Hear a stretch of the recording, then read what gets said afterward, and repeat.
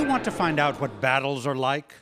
Read Mikhailovsky-Danilevsky's Description of War. It's a fine book. He describes there in detail where every corps is put and how the battle takes place. On the contrary, that does not interest me, I answered. Well, then what? You just want to see, I suppose, how people are killed. Now, in 1832, there was a certain gentleman here. I think he was a Spaniard.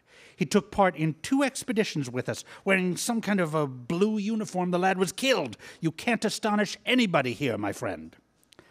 However annoyed I was because the captain so badly interpreted my intention, I did not attempt to disillusion him. Was he a brave fellow? I asked him. God knows. He insisted on riding in the vanguard. Wherever there was an engagement, he was sure to be there. Then he was brave, I said. No, it does not mean bravery to push yourself forward where you are not wanted. What do you call bravery? Bravery? Bravery, repeated the captain, with the attitude of a man to whom such a question is put for the first time. Brave is he who acts proper, he said after a moment's thought.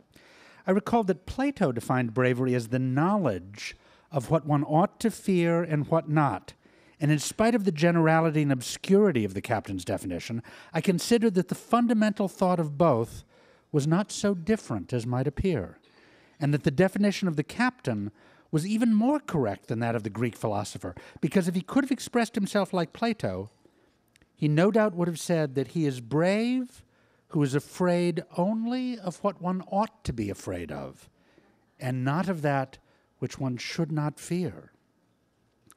I wanted to explain my idea to the captain.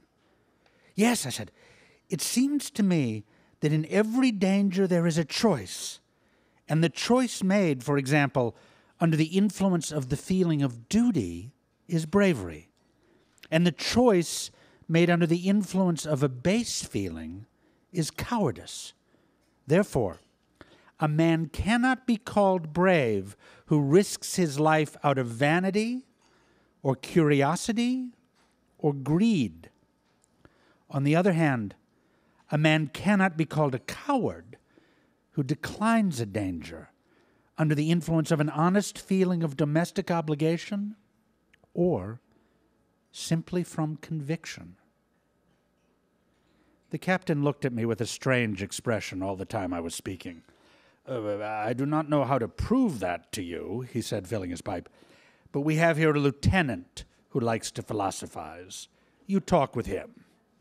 He likes poetry, too.